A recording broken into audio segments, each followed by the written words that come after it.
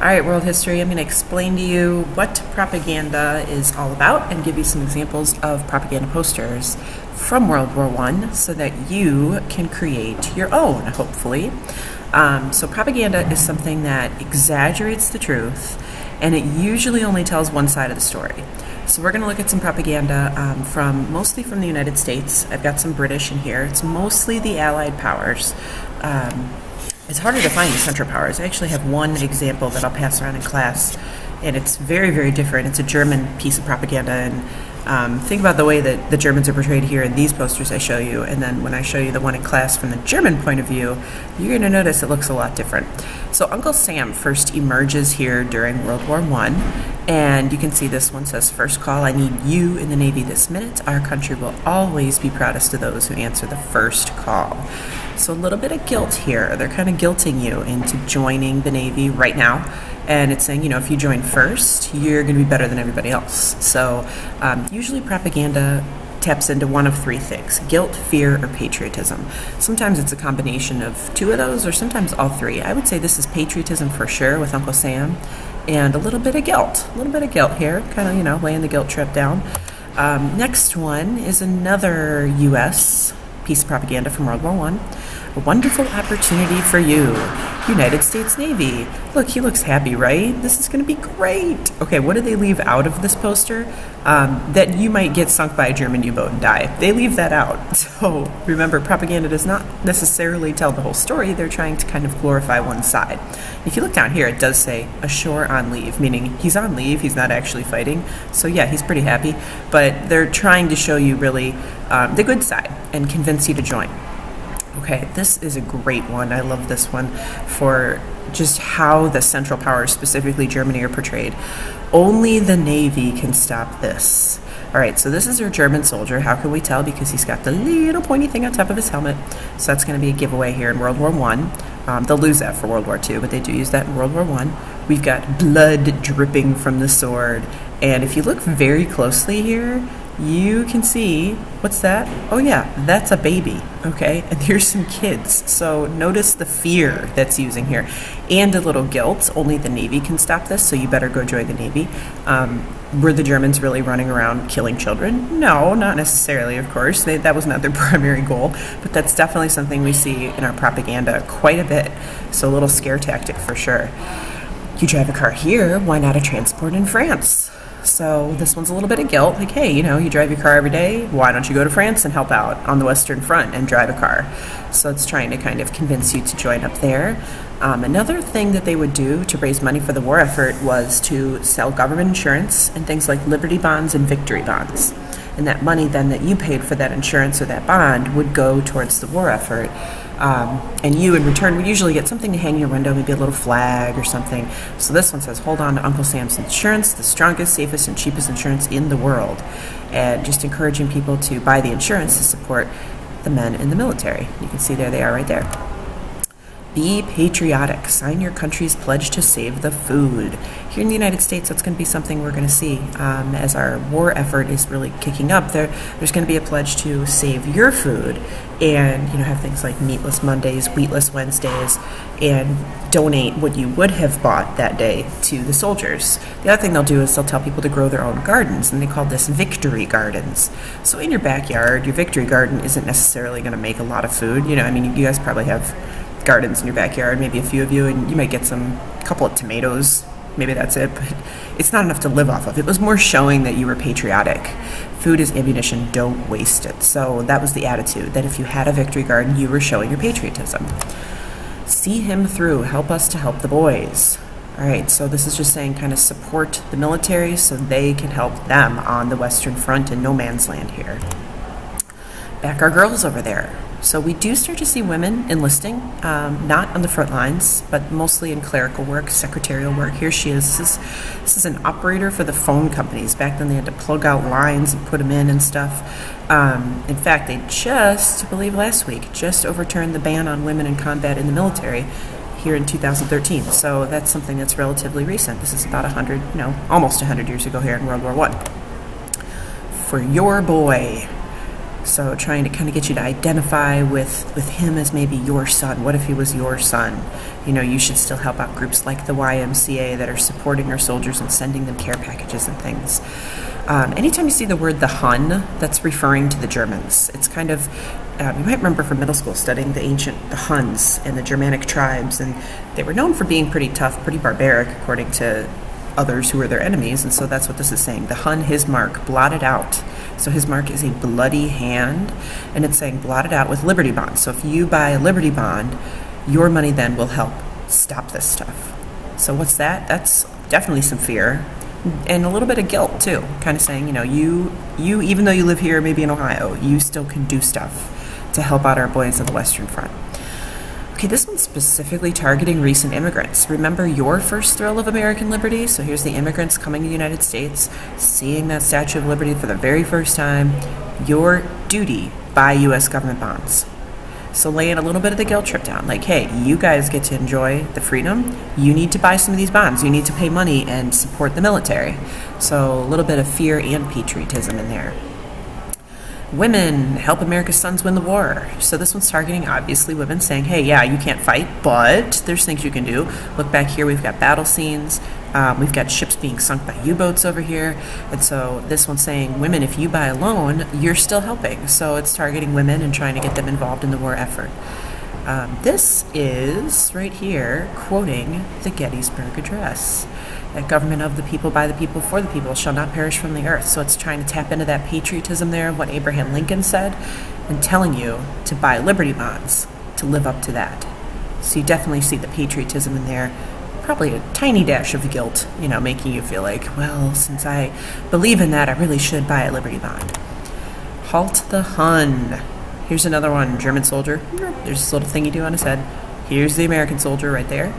Buy U.S. government bonds, third Liberty loan. So if you buy a bond, you're going to basically stop this evil German monster from killing the innocent woman. And there it is. There it is. Wait for it. Baby. Always a baby in these pictures. They love to throw the babies in. That's definitely going to get attention. Help crush the menace of the seas. Look at the blood dripping off the sword here, the dagger. This is definitely targeting the U-boat attacks of the German U-boats sinking our ships. There's a ship in the distance. You buy a Liberty bond, you buy it quick, you buy it free, meaning you buy lots of it, buy freely, buy more than one. You're going to help crush the Germans. Provide the sinews of war, buy Liberty bonds. So a sinew is it's kind of referring to like the fabric of your muscle. It's exactly what you need to fight the war. So if you buy a Liberty bond, your money's going to go help build these ships. Look at these planes, state of the art for 1917. I'm sure right now they're laughable, of course, but this is really the first war where we see planes really being used. They're not going to be used as much here as they will in World War II. They'll play a much bigger role because planes had only been around for a few years in 1917, so it's still pretty new. Hun or home, buy more Liberty bonds. What do you think this is? I would say definitely fear. Look at the way the German soldiers are. There's the giveaway. Girl holding, wait for it, baby, right there. Always the baby. So, evil German monster, you need to buy bonds. Definitely some guilt and some fear. Okay, this one, Private Treptow's pledge. He gets caught in a mustard gas attack. He's tangled up in the barbed wire. He says, I will fight cheerfully and do the utmost as if the whole issue of the struggle depended on me alone. And then he dies. Okay, you who are not called upon to die, buy a loan.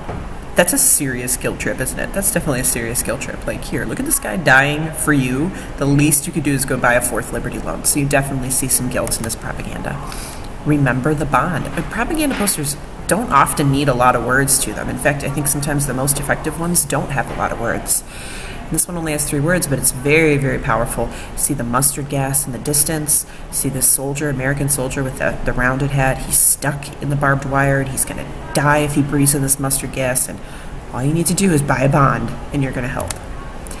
Answer the Red Cross. Christmas roll call. All you need is a heart and $1. There's a guilt trip. Do you have a heart? Yeah. Do you have $1? Probably. So this is saying, support the Red Cross, which was something that was really growing during this time. Remember, this is right after we had started to understand, finally, things like antiseptics and germs, and medicine was really improving. So the Red Cross was there to support our soldiers. Hold up your end. See, this poor nurse, she can't carry a stretcher alone, right? So it's saying you need to do your part, and let's try to raise $100 million, which today's money is not really that much. Back then, that was a lot. Have you a Red Cross service flag? Look at the little kid hanging the flag in the window. So if you supported the Red Cross, you would usually get a flag or something to put in your window just to show that you supported it. So if you were the only person on your street that didn't have a flag in your window, people might raise their eyebrows a little bit. They might go, what's wrong with them? So it was a little bit of a guilt trip trying to get you to support. Keep the hand of mercy at its work. There's the Red Cross, and she's helping people, refugees, soldiers, against this evil, this looks like U-boat attacks in the water. That's what's happening over here. And the spirit of America, join. So a lot of times you'll see America represented by a female because she was considered to be kind of more virtuous and pure. It's a common theme. It's why you hear the term Lady Liberty. So this is just saying join the Red Cross to kind of uphold our ideals of what our country's all about. All right, so that gives you a good understanding of some different examples of propaganda. What we're going to do in class on Friday is you guys are going to get your chance to make your own. Now, remember, I know some of you guys in here are really talented artists. Some of you, like me, are not. That's totally okay. Some of the best ones I've ever seen have been stick figures. So you can do this with stick figures. I'm going to let you do this either by yourself or with one other person, not two. I don't want groups of 3 for this. It's way too hard for 3 people to share the work equally. But 2 people can probably divide this up relatively equally. You want to choose your partner wisely because you will receive the same grade. So you may just want to go on your own here. You may just want to. So here again is the definition of propaganda. It greatly exaggerates the truth. It only tells one side of the story. It glorifies your side and it demonizes your enemy. Okay, so you want to create an original piece of World War I era propaganda. So don't just do one of the ones I just showed you. Don't do that. Use that as inspiration, but make it original. You can take the side of either the Allied powers, that would be Great Britain, France, Russia. You could do Russia, they were part of the Allied powers, or the United States, or the main Central powers. There's a lot more countries involved here, but we'll keep it to the main. Central powers would be Germany and Austria-Hungary and the Ottoman Empire. Those are probably the biggest ones. Bulgaria too, but usually I think people go from a German perspective if they're going to do the Central powers.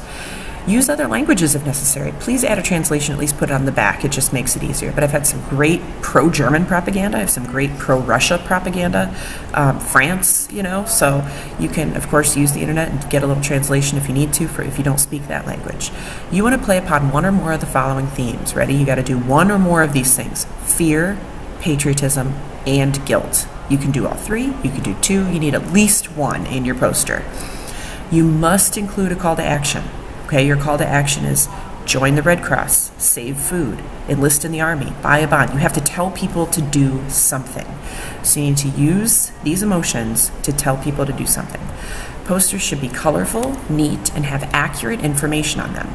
It should be clear what side you are trying to sway and how. I should know by looking at it that it's in favor of the Central Powers. It's a pro-German piece of propaganda. Or I should know that it's a pro-American piece of propaganda. So it says see examples on the back wall. That was when I had a back wall that I could actually put things on. So I will have examples in class on Friday, and you now have seen a ton of examples from our slideshows. So hopefully that gives you some ideas. What I'd like you to do for your assignment tonight is just please comment under this post using your school email and just tell me what you think you want to do tomorrow. I would like to see what is your poster, what are you thinking about? If you don't know, just tell me at least what side you want to take. Do you want to take the Allied powers or the Central powers? Which country do you think? And maybe which emotion do you want to try to use? Okay, so just give me a little idea.